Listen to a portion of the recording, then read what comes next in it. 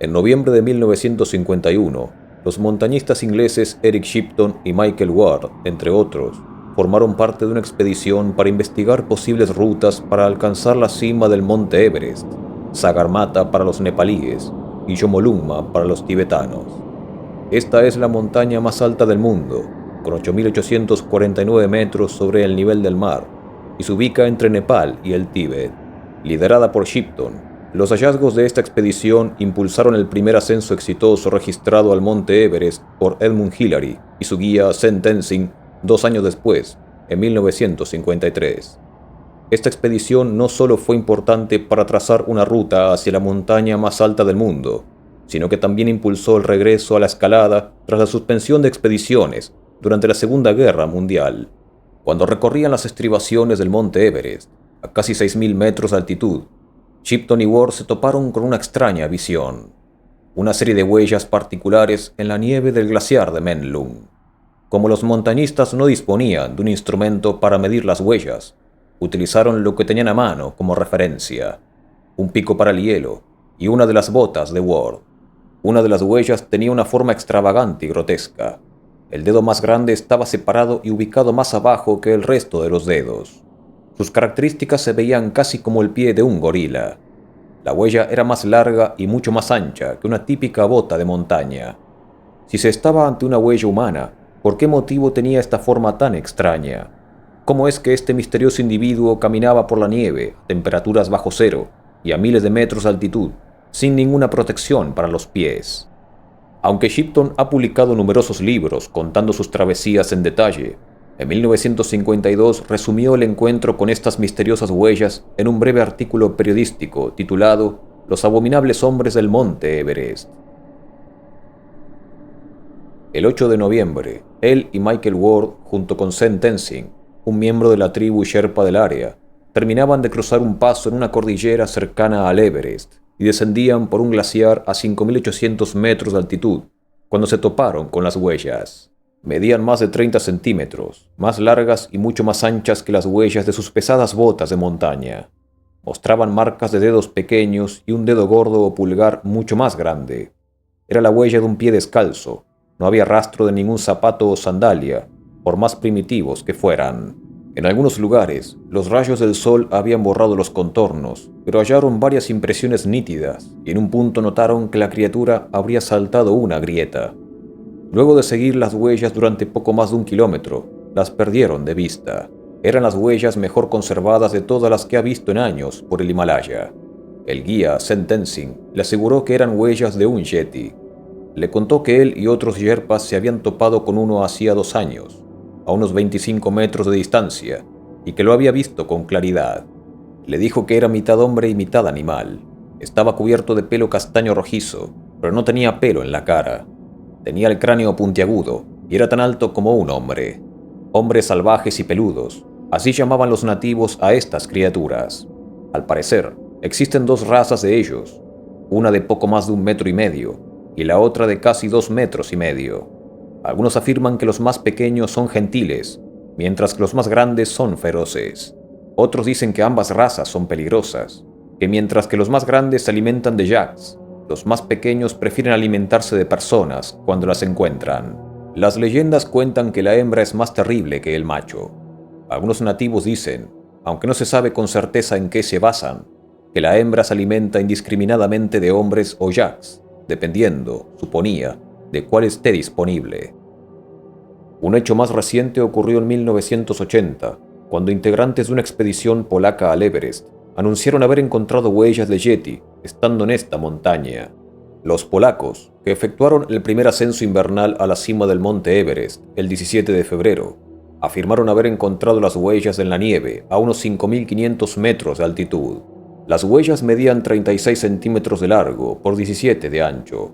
Había un espacio de 1 metro entre cada una. Un detalle que desconcertó a los escaladores fue que las huellas estaban ubicadas en una sola línea. Los reportes de extraños hombres por el monte Everest de hecho ya existían varias décadas antes de que Shipton se topara con las huellas. Por ejemplo, un periódico de octubre de 1921 recibió el siguiente informe por parte del coronel Howard Barry, líder de una expedición al Everest. El 22 de septiembre comenzaron el ascenso en Windy Pass y se toparon con huellas de liebre y zorro, pero una de estas se veía como un pie humano y resultó la más desconcertante. Los porteadores les dijeron que era el rastro de hombres salvajes y peludos, que ocasionalmente se encuentran en lugares muy remotos e inaccesibles. En 1933, diversos periódicos publicaron artículos acerca de unos hombres salvajes que habitaban las laderas del monte Everest. En esta región, un nombre muy utilizado para estas criaturas era Meto Kangmi, u hombres de las nieves.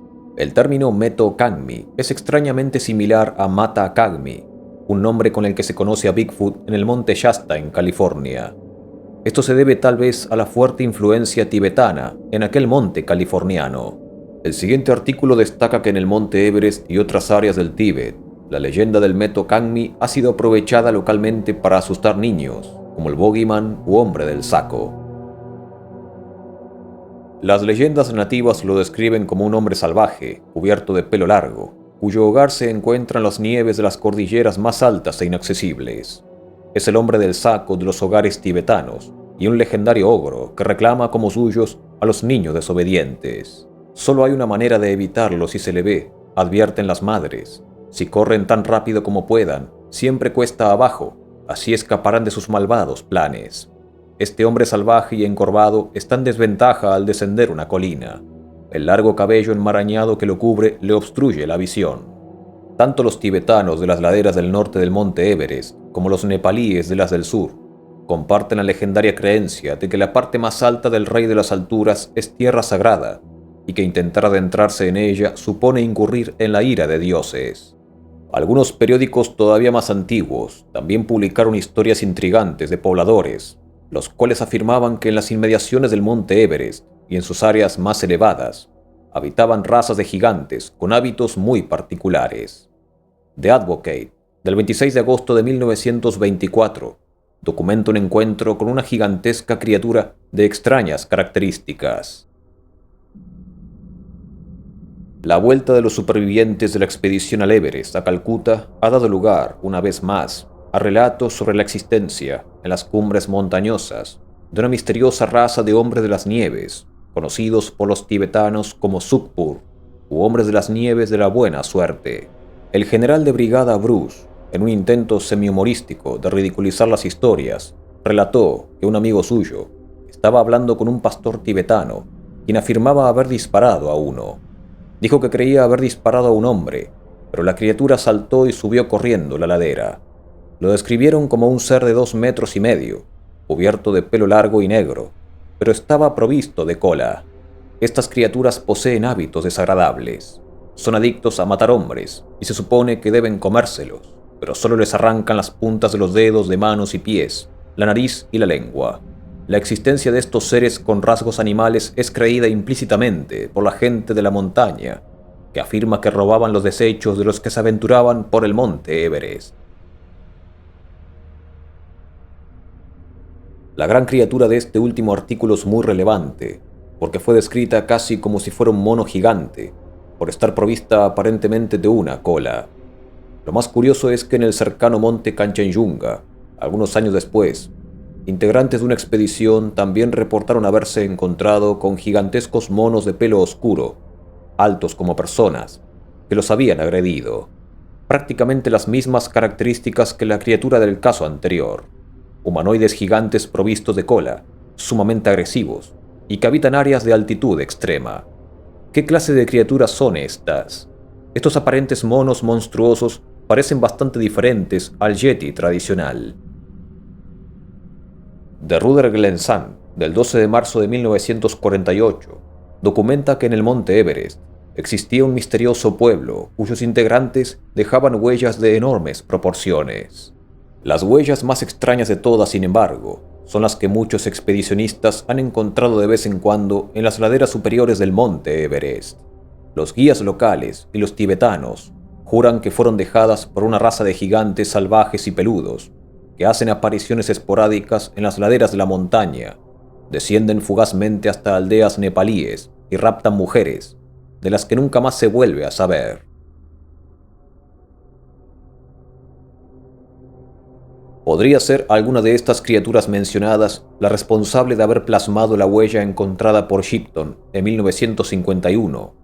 La imagen de esta huella no ha hecho más que provocar dolores de cabeza a muchos investigadores que la han examinado con detenimiento. Algunos investigadores han intentado vincularla con un oso. Otros habían sugerido que se formó a partir de varias huellas superpuestas de uno o más animales. Incluso se pensó que la huella era una mera falsificación. Pero Michael Ward, compañero de expedición de Eric Shipton, compartió en un informe una imagen bastante reveladora. Muestra los pies de un aldeano de montaña nepalí. Ambos dedos están totalmente vueltos hacia adentro. Un pie con estas características dejaría impresa una marca casi idéntica a la de la huella en cuestión. Suponiendo que esta huella fue dejada por un aldeano, ¿cómo es que estuvo deambulando descalzo por un glaciar a casi 6.000 metros de altitud? Se puede asumir que es debido a que la gente de esta región del mundo posee adaptaciones únicas y una resistencia fuera de lo común. Sin embargo, a la huella en cuestión se le calculó un largo aproximado de 35 centímetros y era casi 2 veces más ancha que una bota de montaña. Estas dimensiones superan ampliamente a las de un pie humano promedio. El periódico Northern Wisconsin Advertiser del 6 de enero de 1922 publicó el testimonio de William Hugh Knight, integrante de la Real Sociedad de Londres, cuando estaba cerca de la ciudad de Gangtok, en los Himalayas indios, en donde aseguró haber observado a un individuo muy particular. Aunque la ubicación está bastante lejos del monte Everest, este avistamiento provee una idea más aproximada sobre cómo es la criatura que pudo haber dejado la huella encontrada por Shipton. Se detuvo un momento para que su caballo tome aire, en un claro abierto, desmontó, aflojó las cinchas y observó el sol, que estaba a punto de ponerse. Momentos más tarde vio, a unos 15 o 20 pasos de distancia, una figura que supuso que debía ser uno de esos hombres peludos de los que hablaba una expedición al Everest y que los tibetanos llaman abominables hombres de las nieves. Según recordaba, el hombre medía alrededor de 1,80 m y estaba casi desnudo, a pesar del frío extremo de noviembre. Tenía un tono amarillo pálido, parecido al de una persona china, cubierto de un montón de pelo enmarañado en la cabeza, poco vello facial. Los dedos de los pies estaban muy separados y sus manos eran grandes y formidables. La musculatura en brazos, muslos, piernas, espalda y pecho era impresionante. Llevaba en la mano lo que parecía ser una especie de arco primitivo. Vio al individuo por 5 o 6 minutos. Hasta donde pudo distinguir, estaba observando algo ladera abajo. Luego de unos minutos, la criatura comenzó a descender por la ladera. El testigo quedó asombrado por la tremenda velocidad a la que descendía.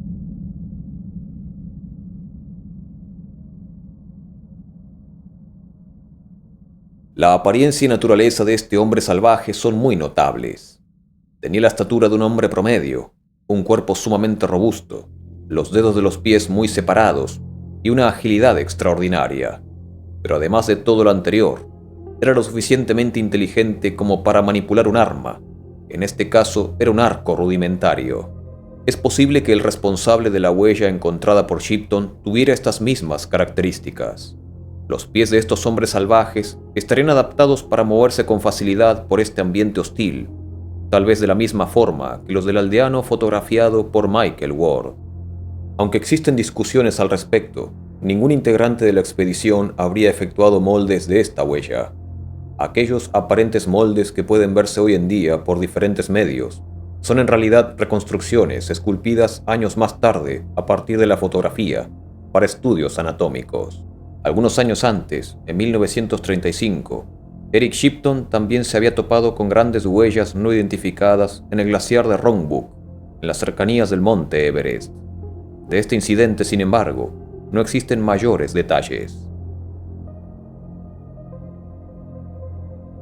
¿Fueron estas misteriosas huellas efectuadas por hombres ermitaños con algún tipo de alteración genética en sus pies, o realmente han provenido de seres mucho más complejos de explicar? La imagen de esta enigmática huella se convirtió con el paso del tiempo en uno de los materiales criptozoológicos más controversiales de la historia. Puede que nunca se sepa con certeza qué hombre o criatura dejó las huellas en el glaciar de Menlung en 1951. Debido a la falta de más evidencias, ninguna de las teorías planteadas hasta el momento debería descartarse.